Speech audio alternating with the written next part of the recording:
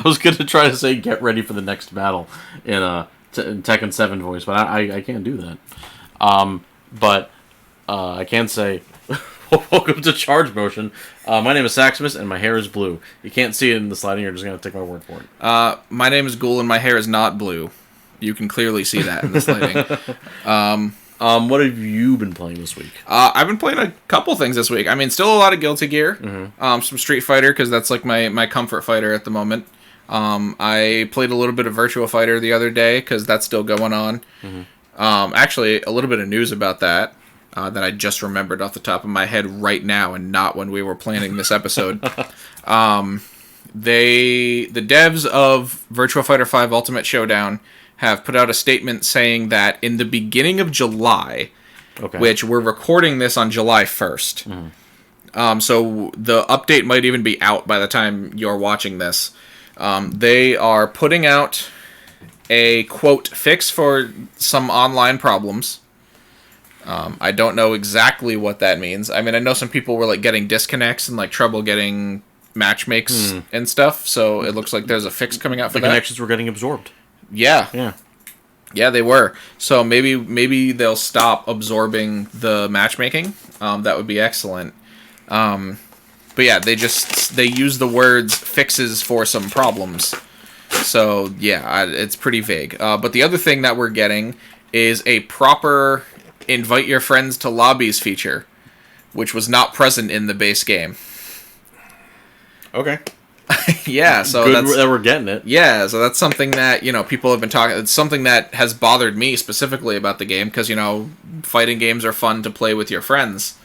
And how are you supposed to play with your friends when you can't invite them to the lobby? So how would people do that if, like, how do you fight someone like your friend cross country if there's no invite system? So the game launched with no invite system and no lobby search system. Sure, okay. So your friend had to name the lobby something and tell you what the name of the lobby was. And then you had to search for that specific lobby. You had to search for that specific lobby, but you had to do it manually because there was no lobby search. So you had to manually scroll through the list of available lobbies to find it. A couple weeks ago, they added a lobby search function, so you could type in the name that your friend told you the lobby was called and do it that way. But now, hopefully by the time you guys are seeing this, but at the time we're recording, it hasn't gone live yet, they are adding a proper invite your friends button. So that's a bit of news regarding that. Hopefully that also doesn't get absorbed. Yes, that would be excellent. Yes. But I've been playing some Smash, because Monday, Sakurai, did one of his usual presentations for new characters, and going a bit off topic here, that's the thing I'm probably going to miss the most once the last DLC character comes out. I love those presentations from Sakurai. Oh, they're so good. They're so good. I don't even play Smash, and I love those. Like, even if it's a character that I don't particularly care about that much, like Byleth or Hero or Min Min, I always make it a point to tune in anyway, for a few reasons. One, just to, to learn about the character before they're released, and that kind of presentations is something I think fighting game devs should definitely do more often. Because it's really, I just find it interesting to break down. All right, here's all their moves. Here's what they can be used for. Here's some things you can do with the character. You also get to hear about the design process. Like, here's why we design everything this way. And for Smash in particular, because it's got the crossover aspect. The translation differences between the base game and Smash and what has to be compensated for. I think that's really cool. Also Sakurai's just a really charming guy. He really is. Yeah, he's a funny dude. He's always entertaining when he's on screen. Yes. But Kazuya's out, and that he is. Many a Smasher, myself included, have discovered the terror that is CPU level 9 Kazuya. Oh man, I haven't fought against a CPU Kazuya. I've only very briefly just messed around fighting CPUs as him. I haven't fought against it, but I've seen clips of people just getting absolutely wrecked. This character is, and I do not say this lightly, not okay. That's not a bad thing, but okay, what gets me about this is, Sakurai didn't have to do this, No, he did not. I feel like Kazuya is the biggest counter argument to the very stupid, in my opinion, belief that Smash isn't a fighting game or isn't supposed to be competitive. First of all, it's false dichotomy. Yeah, absolutely. Just because it's played by a lot of casual people does not mean that it also has a competitive aspect to it. League of Legends is a great example of that. And also, any game that is played at a party is by definition a party game. True. But also, and I really hope I don't unplug cables here when I do this. Fighting games don't have all of this. Oh, you can't even see it. Oh, there we go. Yeah, there we go. Yeah. This is his move list. So, someone on Twitter, Heritor of Rain on Twitter, posted this. Sakurai didn't need to do this. He didn't need to give him standing moves and crouching moves and a while standing move. He does have He does have his while standing moves. I think he only used one. Only Demon Godfist. Oh yeah. The while standing 2 for you Tekken fans. He has access to while standing 2. But he has, as opposed to the 3 tilts that most characters have, he has 8 while standing and 2 while crouching and one while standing, not while standing. And he has left splits kick, and he has a dash. In addition to his dash attack, and he has a literal command grab. Technically, he has 2: Gates of Hell and Heaven's Door. Oh yeah, that's right. Yeah. I just now recognize that naming convention. And he has a second air jump. He has an upbeat that does not put him into free fall. He has a move that can reflect projectiles, a move that can break shield, a move that just straight up ignores shield. Like, the last hit of his 10-hit combo goes through shields. Oh yeah, that's right, it does. And he's a comeback mechanic, and I just, this character's not okay. In a good way. Sakurai didn't need to do this, man. I'm happy he did. So my question is, was a Tekken player. Mm-hmm. I don't really play Tekken anymore, but that's something that doesn't need to be discussed in this episode. That's but in the chat. I'm familiar with Tekken. Let me put it that Yes. way. I'm very, very intimately familiar with Tekken, and I played Kazuya. So I'm very familiar with his traditional moveset. What I want to know is, how are Smash players going to keep track of these moves? And I don't mean keep track of them while playing, because obviously people will learn how to play the character. Mm-hmm. I mean, are we just going to learn the names of all of these moves to talk about them, or do we have to invent notation for Kazuya in Smash? That is a valid question, and one that commentators, which I like to do sometimes, are going to have to solve. I'm not as familiar with Tekken as you are, but don't Tekken commentators, or they just for everything that has numbers, don't they? So the Tekken is a 4-button game. Right. There's 1 button for each limb, and each button is assigned a number. Mm-hmm. So your left punch is 1, your right punch is 2, your left kick is 3, your right kick is 4. Mm-hmm. And then we just say the directions, right? So if you're doing a down forward input plus right punch, we just say down forward 2. And if you would write it, you would write out DF2. Mm-hmm. As the shorthand way. But that's kind of, I guess playing Smash, you could say, forward tilt, down forward tilt, up forward tilt, down back tilt, up back tilt. Yeah. That would probably that's the best way I can think of to, talk about these moves, from a commentary or conversational perspective. Yeah. Forward tilt. It's like, I mean, for the unique ones like that, you shouldn't be too hard to remember the name. Left splits kick, that's what you know what that one is. Yeah. And the 10-hit combo is just 10-hit combo. 10-hit combo. And you just mash A 10 times to get that. Yeah. And then he has his special moves like his Electric Wind God Fist. Mm-hmm.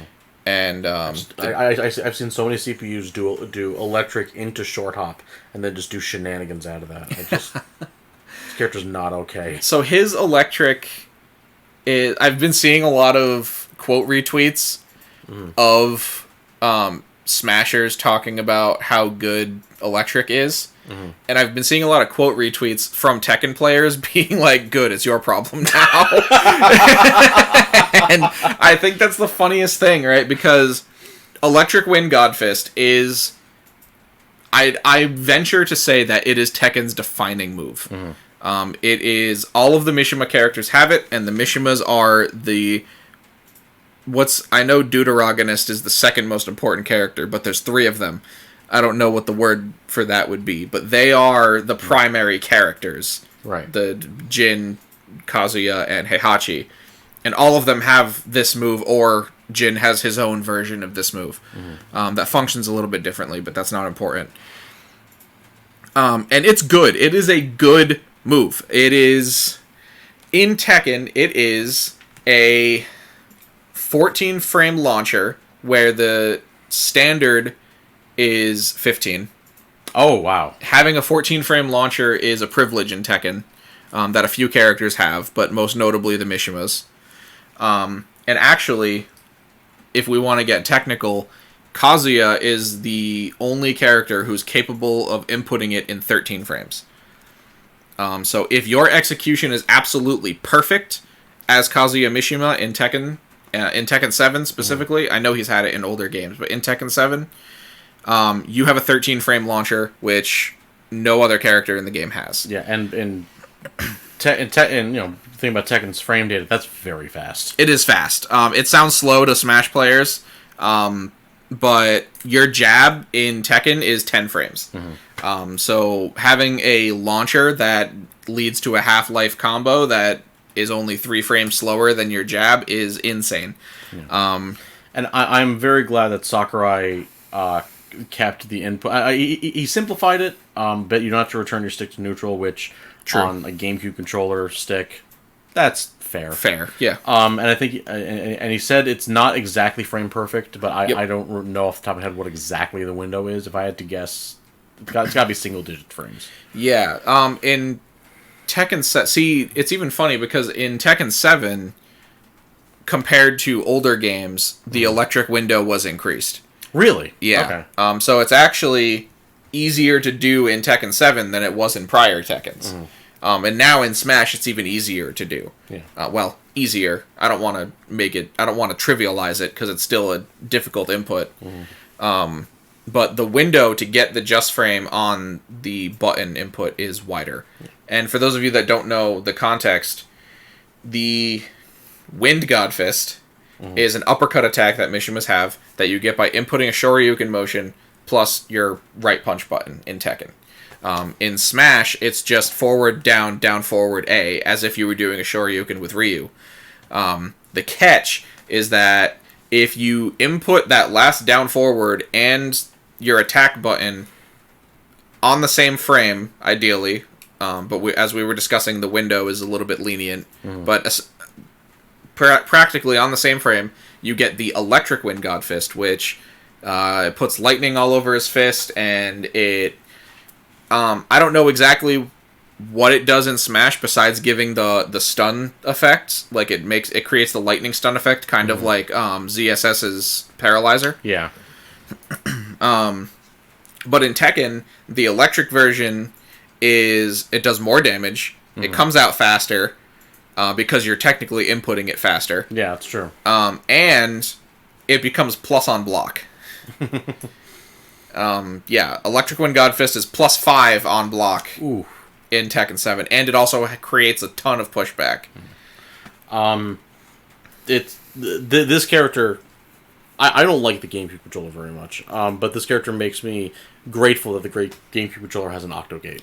Yeah, yep. Even though I don't actually use GameCube controller to play Smash. But yes, of course, also, like, we got like 43 Tekken songs. Oh my god, so much Tekken music. I'm not as familiar with Tekken music as you are, but I was just happy to see that Yodeling and Meadow Hill made it in. Oh my god, it did? It did. I actually didn't look at the list of songs. I know that Infinite Azure made it in, which is iconic now. It's a new remix.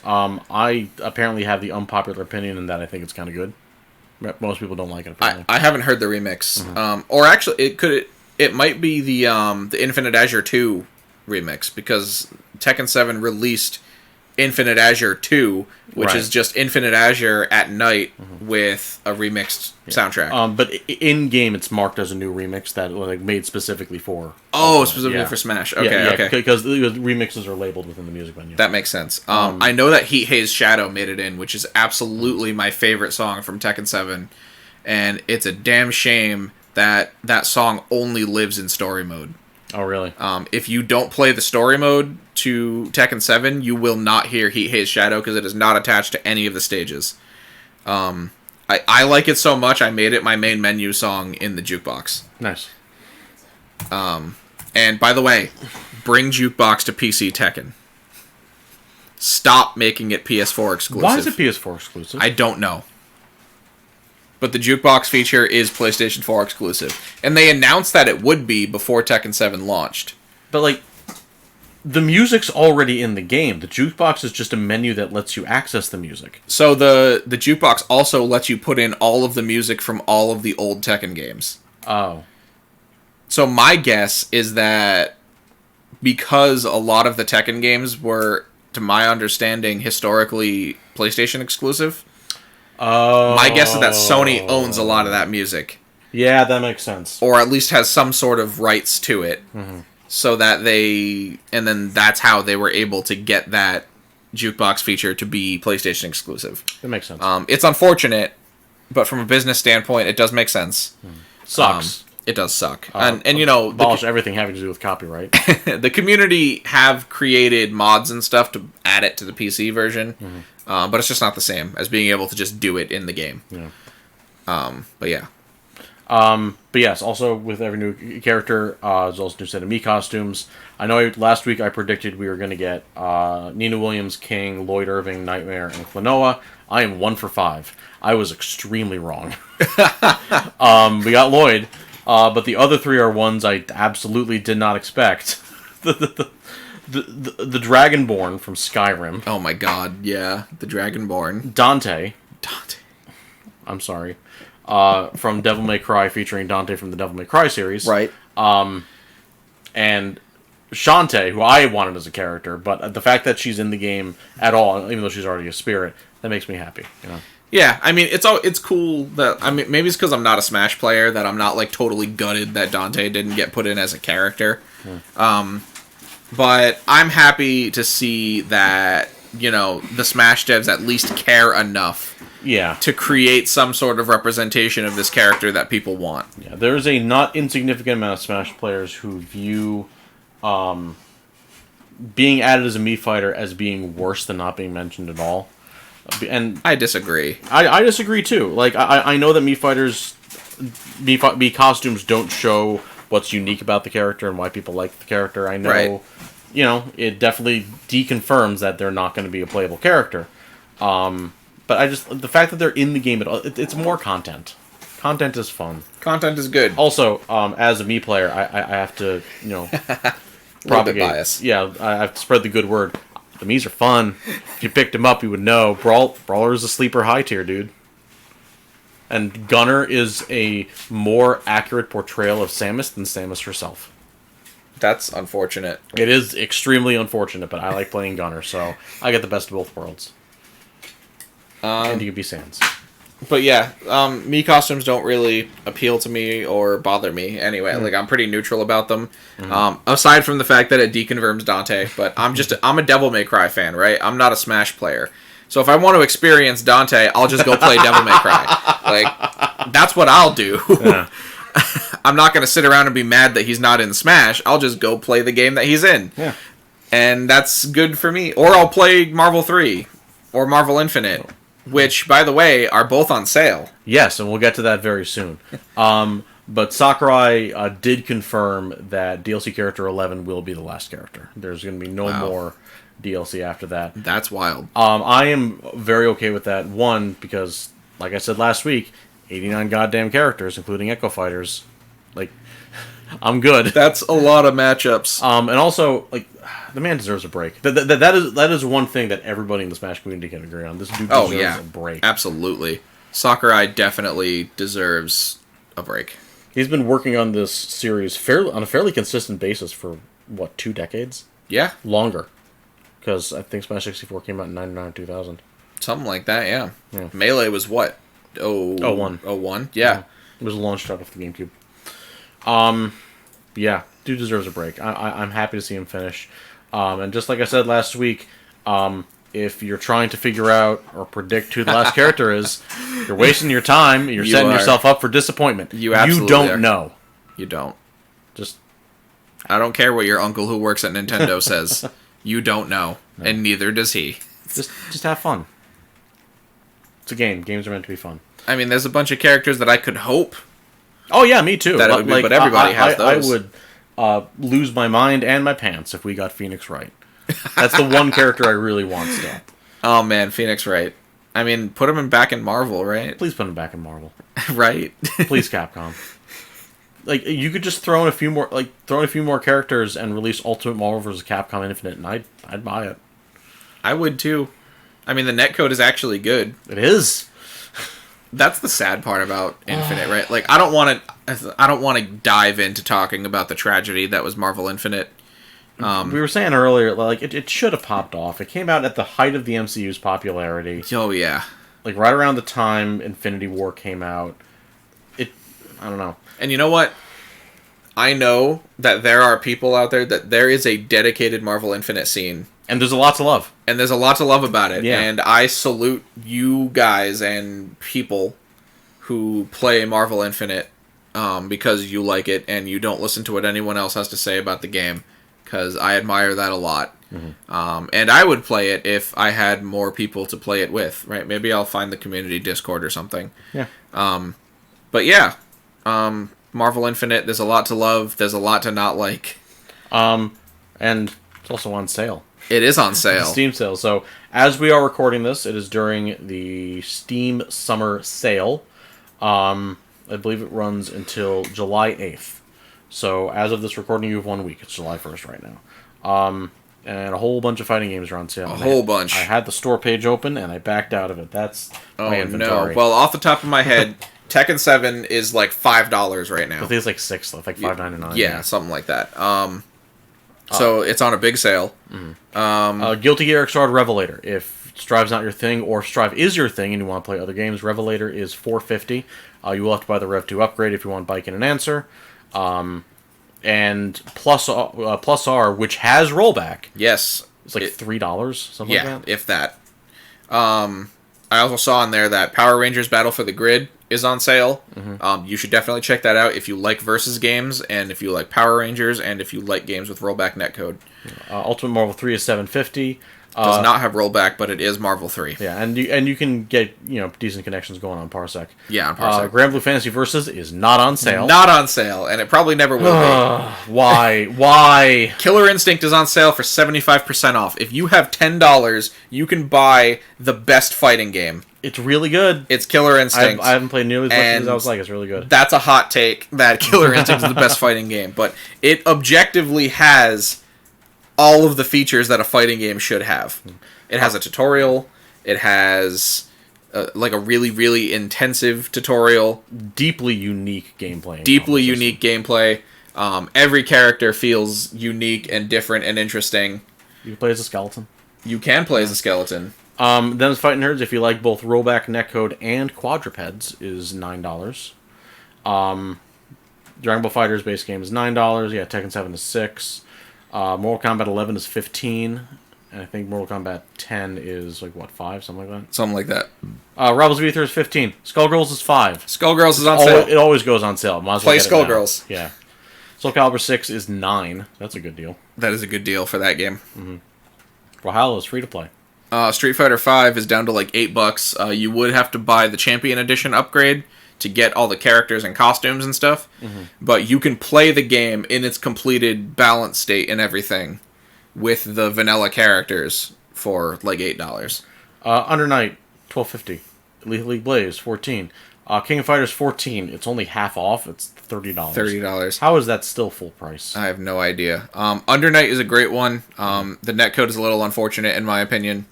But Uniclear is a really fun game that I think more people should play. Killer Instinct, again, is $10. Yeah. I'm going to repeat it because I love Killer Instinct. Samurai Showdown, not on sale. Not on sale.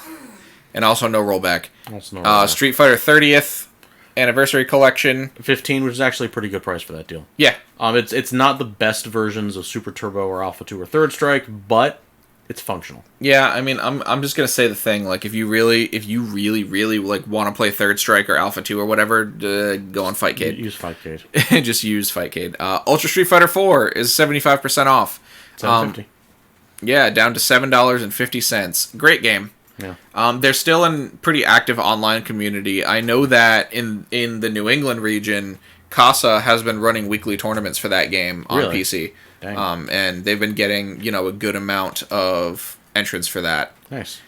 What else is that? Marvel Infinite is on sale for $10. $10. Street Fighter Cross Tekken. Street Fighter Cross Tekken. So I cannot tell people about Street Fighter Cross Tekken without warning them, because I feel like it's against my morals. If you buy Street Fighter Cross Tekken, you need to have you need to already have made a Games for Windows Live account. Ooh. Because that game was never separated from the Games for Windows Live service. The more I learn about Cross Tekken, the more shocked I am that Yeah. that it just is. That game the game is great. Like when you're actually in it and playing it and like enjoying the game, it's awesome. It is an excellent fighting game with awesome characters and a wonderful presentation.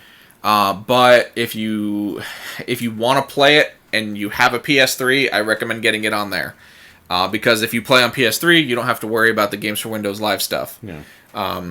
But Games for Windows Live, I mean, a lot of people watching this probably don't even know what it is. Yeah. But it was the old Windows gaming service right before they merged Xbox with Windows. And it doesn't exist anymore, so you can't make an account. But the game still requires you to log in to a valid Games for Windows Live account to play it. There are 2 community patches for this game. And you can only pick one of them, because What? they don't function together. What? So... Do they do the same thing? No. Oh, no. They do very different things. Oh, my God. So, the first patch is the offline patch, the offline community patch, that bypasses the necessity for Games for Windows Live. So you don't, if you don't have a Windows Live account, you can apply this mod and you'll be able to play the game offline. What it also does is it unlocks the PS3 exclusive characters. Oh, right, because they were already coded into the game. Because they were already coded into the game and then sold to you. Yeah. So it unlocks the PS3 exclusive characters, being Cole McGrath from Infamous, if you're not familiar. I think Pac-Man and Mega Man. Yeah. And Bad box art Mega Man. Yeah, bad box art Mega Man. And then there was like one other character that I don't remember, but yeah. So yeah, the offline community patch does that. The other one is the community netplay patch. Yeah, that's what I thought it was going to be. Which adds netplay to the game, but you need to have a Games for Windows Live account for that to function, because they could not both support netplay and bypass Games for Windows Live. So, is it peer-to-peer, or does it connect through a service that is no longer functional? I believe with the mod it makes it peer-to-peer. Wow. I don't know exactly the exact details. All I know is that because Games for Windows Live is shut down, you cannot play the game without the mod online. Like, you can't even get to the title screen?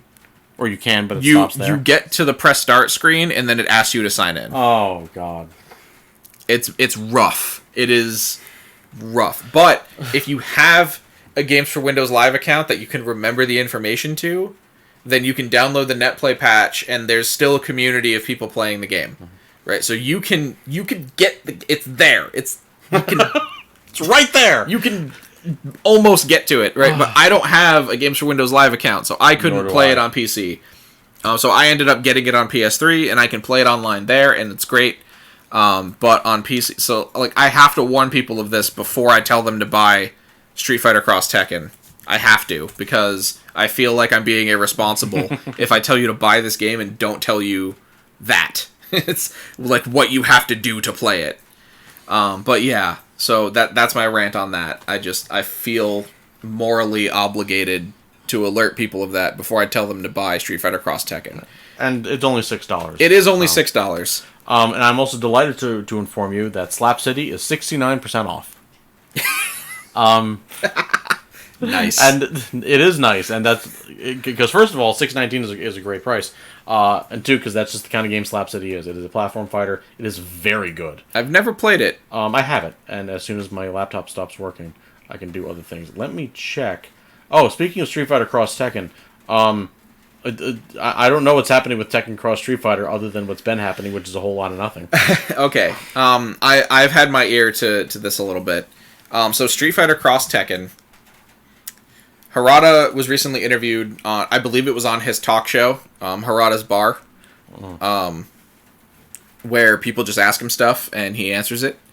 And he said that Tekken Cross Street Fighter was about a third of the way through production before it was paused. Paused? Yeah. Well, originally he said that production was stopped. As in, like, the game isn't being worked on anymore. And so everyone thought, okay, Tekken Cross Street Fighter is dead. It's not being made. Which, you know, when people asked him years ago, like, a year or so after Tekken 7's release, they were like, you know, are you making Tekken Cross Street Fighter? And Harada answered, why would I want to work on a brand new game when Tekken 7 is doing so well? Like, it would make more sense to, you know, focus on the life of Tekken 7, and then maybe after that, think about something else. But in this interview, he said that Tekken Cross Street Fighter was about 1/3 of the way done before production was stopped. When naturally everyone blew up about this, like, oh my god, Tekken Cross Street Fighter is dead. Harada confirmed it. It's not happening. Blah blah blah. Harada later came out and said that because of the way his words were translated through the subtitles, his statement was misconstrued. Oh. He is saying that that is not what he said. He did not say that the game was completely halted, and that, you know, it was a mistranslation essentially of his words. And he says, we are still hopeful that Tekken Cross Street Fighter will resume development when the opportunity arises. However, such a title cannot be moved just for the convenience of one company in terms of marketing and branding, and it also affects each other's development resources. For now, we are just waiting for the right opportunity. So, it's in limbo. More or less. It's not dead, it's per se. There's still some people waiting to pull the trigger on it. It's not dead, it's just not showing any signs of life. Yeah, it's in cryogenic stasis. And it could be thought out and made at any time. Whenever Capcom and Bandai Namco decide that they want to do that. So yeah, that's the... So if anyone tells you, oh, you know, Harada said Tekken Cross Street Fighter is dead, that's not what Harada said. That's what some people who make subtitles thought Harada said. Or some people who read subtitles thought that Harada said. But back to the sales, just a few more. Samurai Shodown 5 Special. If you want to play a Sam Show game with good netcode, that's like $5. Oh, does 5 Special have rollback? It does have rollback. I did not know that. Yeah. Actually, how much is Guru? Oh, Garu's on sale. I saw it when we were scrolling earlier. I don't remember how much it was. It was cheap. I think it was like $5 or under. $5. Yeah, $4.99. Yeah. Garu is an excellent game. It is the final Fatal Fury game. Neat. I didn't know that it was technically part of the Fatal Fury series. Latest engine, the legendary Fatal Fury series. It's got Rock Howard. You like Rock Howard. I love Rock Howard. Apparently that's his debut game. Apparently he sucks in it. Yeah, I heard that too, but I play him anyway. Yeah. I'm still waiting for him to get announced in KOF 15. But Mark of the Wolves, I think, was actually the first game to get, you know, the Code Mystics treatment and get retroactively added rollback. You might be right. I believe this was the game that started it all. Or was it? It might have been Plus R. It was either this game or Plus R, that Guilty Gear Accent Core, that got, you know, that started the whole go back and port rollback into old games. I know that Mark of the Wolves got that treatment, and King of Fighters 2002 unlimited match. I don't know if it's unlimited match or ultimate match. I just say UM. Yeah. But KOF 02 UM was also given the retro rollback treatment. And that game is also on sale, so you can go and pick up that if you want to play a KOF game with good netcode. Because KOF 14 is on sale for half off, but it does not have good netcode. Yeah. But if you want to play a game also with rollback netcode, where I know I already mentioned it, Guilty Gear, full title, it's Guilty Gear XX Accent Core Plus R, just call it Plus R, $3. $3. That's incredible for this That game is so good. I've played it a lot. I'm extremely bad at it. Oh, me too. I played it a lot when, Strive got announced and everybody was hype about Guilty Gear. Yeah. I went back and played it. If I remember correctly, it does not have Ramlethal. It does not. Ramlethal debuted in Xrd. Right. But it does have Soul Bad Guy. And that is who I play. It has 2 souls. It does. You have Soul, you have regular Soul, and you have Order Soul. Yes. Where they do have different movesets. Like very different movesets. But yeah, Steam sale. It's going till July 8th. If you got some money, buy a fighting game. Buy a fighting game, play a fighting game. Lots of the retro games that got rollback added are all really good. They're all really fun, and they're all really cheap. Yeah, and they would not have put so much effort into bringing good netcode to these very old games if the games weren't worth it. Yeah. Oh yeah, the games are absolutely worth it. Yeah. So people are still grinding them. Oh, absolutely. There's still people that play Plus R. Like I said, Casa they host Street Fighter V. They host Ultra Street Fighter 4. They host Guilty Gear Plus R. And they host Guilty Gear Strive every Friday online for free. Dang. So, there's still communities for these old games and new games you can find people to play with. And old fighting games are fun most of the time. There are at least 2 people playing a fighting game. The scene is, by definition, not dead. Not dead, indeed. Speaking of the scene... we're going to segue into this fun little bit here. All right, so... Hold on. Before we dive into it, is this our first foray into community drama? I think so. I think we haven't done any, current events discussion yet. We haven't, but because time is a flat circle and this subject and others of its ilk keep constantly coming up, we might as well get our stances out in the open and record it for posterity now, so that the next time this conversation comes up... The video's easy to make. Like, if anyone asks for opinion, here, watch this old episode of the podcast. Yeah. So a certain top player of a certain game, I'm not going to say their name because I don't want... If you know, you already know, but if you don't know, just don't find these people and dogpile them, please. We don't want that. But just saying... This person is a top-level Super Smash Bros. Player. Yes. And I think that's all the information that's pertinent. And I think the context is CEO open registration because a lot of majors are going to be back in person this year. And from what I hear, registration was filled up within literal minutes. Which is a great thing. Yeah. But apparently there were several top players that were unable to register before it filled up, and that started this whole conversation about whether top players should get priority. And the tweet goes, hopefully to start letting top players do early reg. It's top player privilege or whatever, and I'd rather see X player and Y player go to CEO, rather than 2 dudes who are going to go 0-2 and ask top players for pictures only after they lose.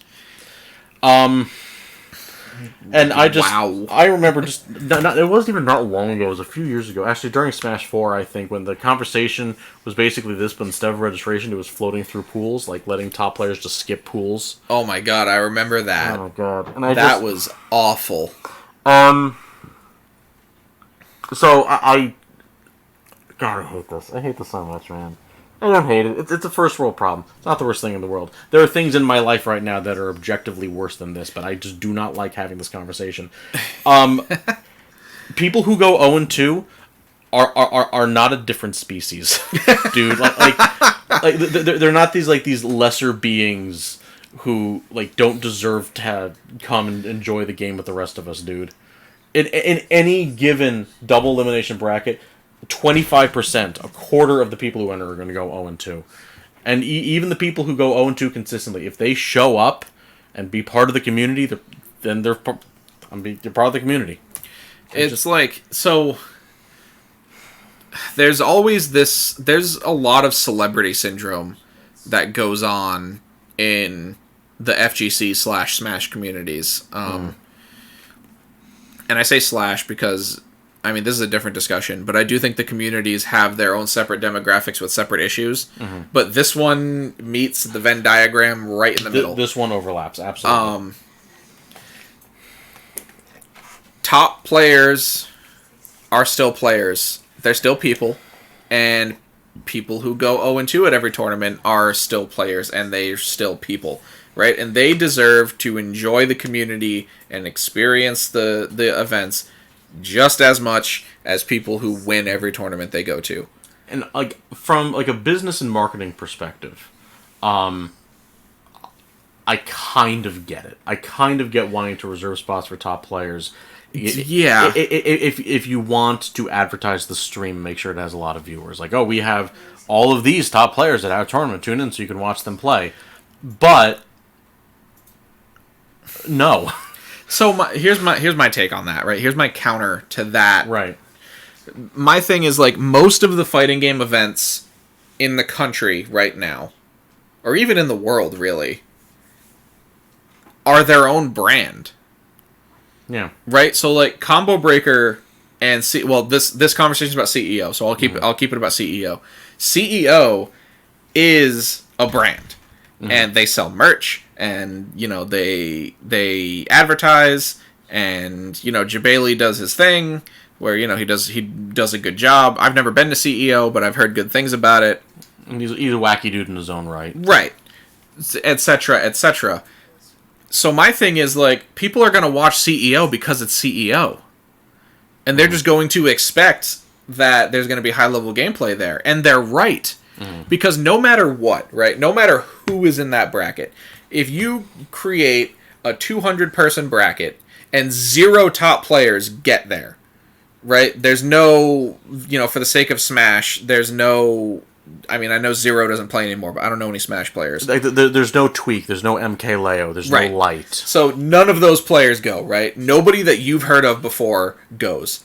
200 players, that top 8 is still going to be high-level gameplay. Yeah. Because those 8 players still beat 192 other people to be there, right? Like, they still earned a top 8 spot, regardless of who was there. And to me, that just creates opportunities for more top players to be born.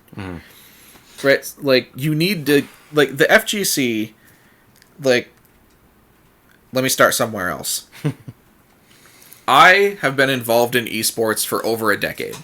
Personally, me. In some capacity. In some capacity. I started on the FPS scene. So I started with Halo. That was my first competitive game where I paid attention to esports, I competed, I entered tournaments, I played on a team, etc. And I've been competing in different games since Halo Reach in 2010. 2010, 2011, whatever. I don't remember off the top of my head. So for a decade now, I've been involved in competitive gaming. And out of all of those communities that I've been a part of, the ones with the biggest room for growth and biggest opportunity is the fighting game community. Really? There is no way to even communicate with... And I mean, this has changed a little bit with like how Twitch works and stuff like that. But there is no way that you're just going to talk to a top Halo player. There's no way that you're just gonna hit him up for games and play with a top Halo player. That's wasn't a thing that happens. I mean, I don't know if the culture has changed because I haven't been involved in it in 5 years. But like all of the events that people actually watched and like paid attention to were invitationals, all of them. All of the qualifiers and stuff to get into those invitationals were all like online nothing brackets that nobody really cared about to watch anyway. Yeah. So it's like you didn't get publicity until you were already at the top level in those games. I paid attention to League of Legends esports for a little while. Same thing, right? Like, you have to cut your teeth so much in the underground before you have an opportunity to even play with top players. When I went to my first fighting game major, my first opponent, and I've told the story on this podcast before, my first opponent at my first major in my first tournament, well, it wasn't my first tournament, but my first non-local tournament was Sonic Fox. I remember you telling me that story. My round 1, I was playing Dead or Alive 5 at Game Underground Tournament Spectacular 4 at Foxwoods. That was at Foxwoods? Yeah. Wow. It's GU. Right. With crap, I forgot his name. Sorry, Game Underground. I haven't been to GU in a while. They're opening up again. Yeah, they are. Tournaments. But yeah. And Guts 4, to my knowledge, was the final one. Right. But that was my first major. That was my first multi-day event that I booked a hotel room for, etc. And my first tournament, my round 1 in Dead or Alive 5 last round, was against Sonic Fox. And that was unheard of to me. Like, I went to a tournament, I just signed up online, I paid my money, I drove there with my friends, and I sat down next to arguably the biggest fighting game celebrity that is alive. Yeah. And that is such a unique thing to the fighting game. I'm bringing it back around. That's such a unique thing to the fighting game community, and that's so important. That's so important that anybody can just run into anybody in the fighting game community. I went to Shine 2017, and on my old phone, I have a picture of Dan Fornace, the guy who created the game, and Pew Pew Yu, a top Melee player, playing rivals against each other on this laptop. I know it's so trivial, and you know, in the grand scheme of things, it doesn't really matter. But But it does matter because it's such a bright moment in your community experience. Yeah. That, you know, the creator of this game that I love is playing the game that he made that I love on my laptop. I think he uses default controls, so I don't think his tag is saved in my game. But still, you know, like, you have the picture. I do have the picture. But, you know. You don't get that outside of the fighting game community.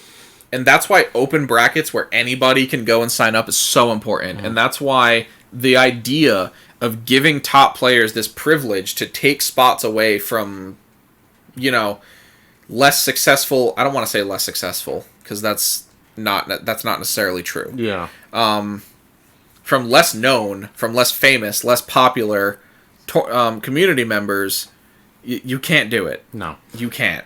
And one thing I really like about majors is that I don't view them as tournaments as much as I view them as conventions are running tournaments as a side event.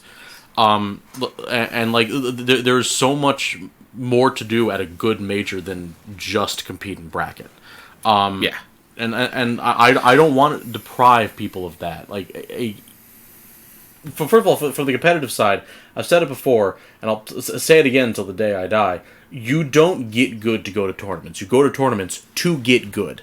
You don't get in shape to go to the gym. You go to the gym to get in shape. It's the same idea. Yeah, and like going to a major, you know, if you play games and seek out new opponents, it's like stepping into a hyperbolic time chamber. Even if you do go 0-2, you can get so much better in such a short amount of time just by playing games with a lot of different people. I picked up a new character at Shine that year. I've gone to 5 majors. Yeah, that sounds right. I've gone to 5 majors in my time, which is I've been playing fighting games for 5 years, so 1 per year on average. Yeah, is about right, I think. And I have never come back from a major at the same level that I was at. I have always taken a massive step forward just from going. And like, I've never done better than 2-2 in bracket. Oh yeah. And like there are conventions, there are other things to do, there are people to meet. A few years ago, I went to Destiny, which was a Pokken tournament major in New Jersey. I could only go for Saturday, which was the main day of bracket, because I didn't have a room and didn't have a place to stay. And I did have relatives I could stay with at that short notice. So I went down. I went 0-2. I got destroyed. But I got to meet a lot of the community members. I got some cool merch because there were artists selling prints there. And the tournament organizer, one of them, Corgian, he and I talk all the time online, and he's gonna. I commissioned him for a tattoo design. I probably would have never met him in any other context. Yeah, so, like, go to the... So, I know we said you go to tournaments to get good, and that is true. Yes. But also, if you don't have an interest in getting good, that's okay. Yeah. Games are supposed to be fun, right? And for me, competing is fun. Getting better is fun. Playing against other people and, trying to win is fun. For other people, that might not be as fun, and that's fine. Like, whatever your version of fun in fighting games is, you can experience it at a major. And just the attitude that, majors are for certain groups of players, that certain players matter more than anyone else. Yeah. And it's like, dude... Go step on a Lego. Dude, invitationals exist already. Yeah. If you're a top player, you can get invited to an invitational, and that's where you get, your lights and cameras, and you get your top player privilege there, And I know someone is probably thinking, top players, it's their job. They have to go and compete because that's how they make a living. Nobody in the FGC lives off of prize money alone. Nobody. All the top players pay professionally. It's sponsorship money. Sponsorship money, streams, content creation, ad revenue. Yeah, ad revenue. It's like nobody is winning enough tournaments to sustain themselves off of tournament money. No prize pool is big enough. Yes, it's their job, and yes, they are their own brand, but it's not for the prize money. It's also for streams. I'm gonna say it. I'm gonna choose violence, but do it. If it's your job to go to tournaments, maybe you should register on time. That's just my thing. Like, if you're a professional player and it's your job to go to tournaments, maybe you should be pretty good at getting into them, huh? Like, they're open, just register on time. Yeah. And I know that in this particular case, the bracket filled up really fast, but, that's because people, because that's what O2ers are, people want to go to this event. And they were just faster than you. That's just how it goes. I don't know what to tell you, man. Yeah. I mean, I want a PS5, but, you can't buy them yet because they're all out of stock. It's one of those things that it's like, be ready for the next one. Yeah, seriously. Most tournament organizers will announce when their registration goes live. I don't know if that was the case with CEO. I believe it was. But most of the time, ahead of time when registration is going to open, so you can be prepared to get yourself a spot. On a similar vein, I want to rant for a bit because I saw this discussion prompt pop up on Twitter that just set me off in just the right way. I'm not going to say this person's name. Please leave them alone. But the prompt was, random thought, has any O2er ever developed into a top/notable player? Follow-up tweet. I know this can seem like satire, but for example, I didn't start out as an O2er. Open parentheses, started competing after I had already been playing for years, close parentheses. So I definitely wouldn't claim that. But I'm always super glad to hear stories of improvement, though. Alright, what is the purpose of this prompt? What kind of discussion are you trying to cultivate with it? I don't know. What message are you trying to send? Because regardless of what message you're trying to send by asking if any person who's gone 0-2 consistently ever developed into a good player, the message that is being received is top players are simply built different. If you go 0-2 on a regular basis, you are not built different. Therefore, you will never be a top/notable player. I know I'm putting words in this person's mouth, but that's how I personally interpreted that prompt. So, this person wants to know if anyone who regularly went 0-2. So, here's the thing, right? He uses the term 0-2er. First of all, what does that actually mean? Because how consistently and for how long of a time do you need to go 0-2 to be considered an 0-2er? It's arbitrary. Right. Because everyone's gone 0-2. Everyone. Well, I don't care who you are. Apparently this person hasn't. Well, if you go to if you go to tournaments consistently and you never go 0-2, you are playing in the wrong talent pool. It's like you need to find stronger competition, I guess. But if you, where was I? Okay, what is an 0-2er, right? Yeah. This person's point in their follow-up tweets was that, I never went 0-2 because I didn't go to tournaments until I was good enough to win. Okay, well, to me, you were an 0-2er during that period of time where you were practicing. You just didn't go to tournaments to prove to yourself that you were an 0-2er. Right? Because, if we're defining an 0-2er as someone who goes 0-2 in bracket consistently, that means that they're defined by their skill level, which, first of all, is bad. Yeah, we do not define people by their skill level. That is not a thing that we do ever. But I'm going to do it here, just for the sake of the argument. And an 0-2er, for most cases, an 0-2er is a beginner. Most 0-2ers are beginners. I think I'm pretty safe in saying that. Yeah. They're new to the game, or for one reason or another, haven't gotten. They're either having difficulty improving, or they just don't have an interest in improving. Both of those things are fine. Mm-hmm. But if this person who claims he's never gone, they've never gone 0-2. Who claims they've never gone 0-2, would have gone to a tournament during that phase, they probably would have, because everyone is bad at things when they first start them. Yeah. So you cannot tell me that no top player was started bad at the game, because they did. They had to. Mm-hmm. That's how humanity works. You don't just magically pick up things and instantly be the best in the world at them. You start somewhere. And even though there are many top players in several top players in several different scenes replying to this person going, yeah, I went 0-2 for literally years before I got good. I don't know, I don't get it. And so I'm going to get very, very serious here for just a minute. If you have this mindset, if you are someone who believes top players should get special treatment, even just in registration, if you believe they're simply built different, that 0-2ers are they matter less. I saw people actually saying this, they didn't matter as much as top players. I saw that too. If you genuinely believe that, and you are a Smash player, I want you to look at me. Probably multitasking while you're doing this, which is fine, that's what we want. But I want you to stop what you're doing, turn your head to the screen, and look at me. Even if you're listening on audio only, look at the screen. I want you to think back to last year. I want you to think about every detail that came to light, every story that was told, everything about who did what to whom.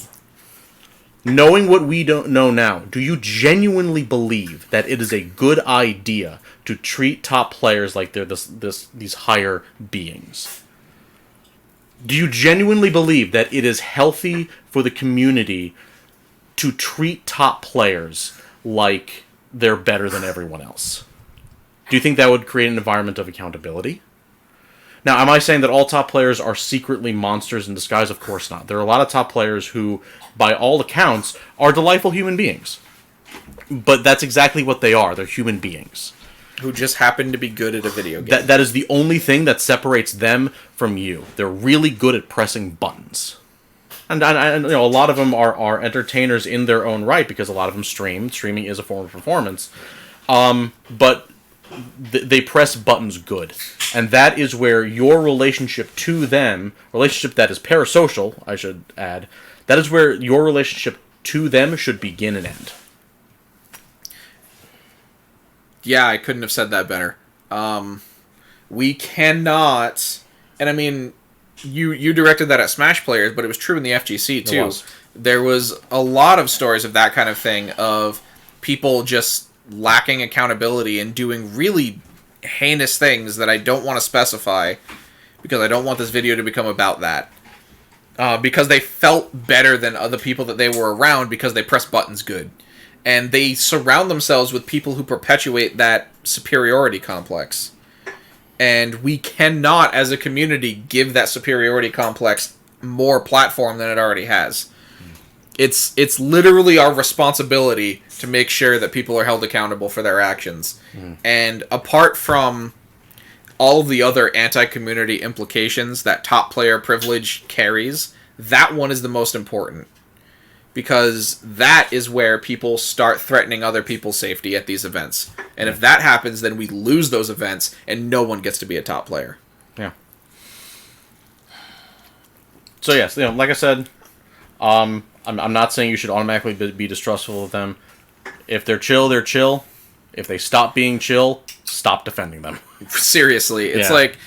And I don't want to come across that I don't respect top players. Oh yeah, no. There are a lot of top players that I think are pretty cool, but I don't know them. Right. I am, by all accounts, I consider myself a competitive player. My goal in fighting games is to improve myself, go to tournaments, and ultimately compete in them. My goal overall is to win tournaments. Right. I haven't done that yet. I mean, I've won some locals or whatever, but I haven't done a notable... I haven't had a notable victory yet, but I consider myself a competitive player because my primary objective in fighting games is to compete. So these top players are people that I go to for advice about the video game. About the video game and about the nature of competing. Right. So I consume their content for that, right? To help me get better at the video game. What I don't do is treat them like some sort of celebrity. I don't assume that they're better than me as a human being just because they're better than me at the game. And I don't try to create some sort of parasocial relationship with them where I feel like we should be friends just because I watched your video. Yeah. But I feel like that's a completely different topic. Yeah, that's... I could do a whole nother podcast episode on content creation and parasocial relationships. You wouldn't be the first. Oh man. And yeah, I mean, I don't really know what more I can say other than top player privilege. So I'm gonna close it with this. Yeah. Top players have earned their position. I know that, I understand that, and I respect that. You know, they've put in the work to be better than the majority of everyone else at tournaments, right? Like they've done that, and I respect that. So they've earned something. Yeah. They've earned respect. They've earned their victories. They've earned, their stream viewers. They've earned their trophies. They've earned their prestige as players of this game. Yes. And there are tournaments that exist that are for them. Invitationals. Yeah. Stuff like Street Fighter League. Like, those aren't open brackets for the community. Those are closed invitational tournaments that the people who host them seek out top players and invite them to come to this tournament and play for prize money, advertising, whatever the goals might be. It's usually prize money. And that's great. I love watching invitationals because it's all high-level gameplay. There's no, pool stage where you're watching people who are at the same level or maybe even worse than you. Yeah. And in general, it's more palatable, I think. Because watching pools is a grind, man. There's 4 hours of pools. There's a lot of pools to swim through. Full of names that you don't know, right? And some people find it more entertaining when there's top players on the screen. So invitationals provide that content where it's only top players on the screen. Yeah, but that's a space that's specifically for top players. Open brackets are for everybody. Open brackets are for the community. And the community includes everyone. Top players to O2ers to people who don't even want to enter the tournaments. They just want to go to hang out with their friends and press buttons. Yeah, or maybe buy some art, or do any of the other things. Do any of the other things. Majors. Open bracket majors are for the community. If you are a member of the community, which if you're watching this podcast, you probably are. Hello. You belong at majors. And if you don't think you're good enough, yes, you are. Go to have fun. do that. Yeah, you're probably going to get bodied at your first major anyway, and that's awesome. That's great. Open bracket major open registration. I should say open registration. Yes. Open registration major tournaments are for you.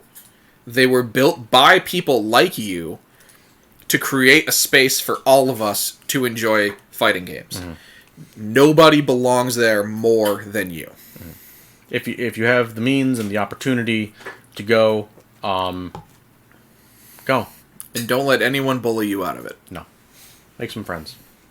We ended it on an uplifting note. Good job, us. That's all I had for the day. Yeah, that sounds like a good spot to. Kind of a slow news week. But my name is Saximus. Follow me on Twitter at 5aximus. Because Saximus was taken. My name is Ghoul. You can follow me on Twitter at xghoul with a 0 because Ghoul was taken. You can follow the podcast on at Charge Motion because Charge Motion was not taken. And what also was not taken was twitch.tv/Saximus, which I'm going to plug here briefly because it's summer, which means I'm going to be live streaming my run through of the Final Fantasy V 4-Job Fiesta, which is a yearly fundraiser that the Final Fantasy V community likes to do to raise money for charity. It's not fighting game related, but I figured I'd plug my stream here. I also have a personal stream. I'm not doing stuff for charity because I'm a loser. But you can follow my Twitch at twitch.tv/xghoul97 because Ghoul was taken. You can follow my personal stream there. I stream a lot of fighting games, maybe some like Dark Souls stuff, whatever. I like Dark Souls. But I primarily stream fighting games. But definitely check out the Final Fantasy V run because that's going to be a lot of fun. Final Fantasy is awesome, and Sax is a cool dude. Thank you. That's all I had. Same here. We're finally done. All right. Good fight. Good night. Play video games. Play Skullgirls. Play Skullgirls. How did we go an entire episode without mentioning Skullgirls once?